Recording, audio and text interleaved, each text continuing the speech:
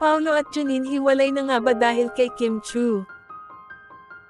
Paolo Avellino nagpaliwanag na tungkol sa relasyon nila ni Kim Chiu at kung bakit sila naghiwalay ni Janine.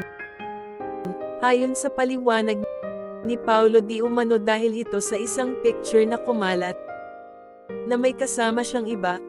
Ayon sa kanya, may kumalat kasi na picture tapos nakaabot kay Janine.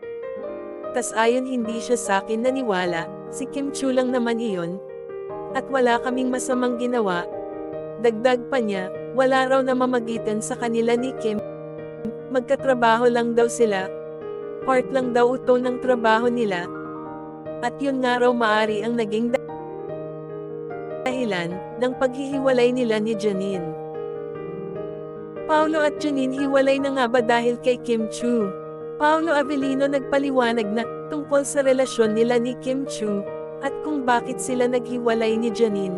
Ayon sa paliwanag ni Paolo, di umano dahil ito sa isang picture na kumalat na may kasama siyang iba. Ayon sa kanya, may kumalat kasi na picture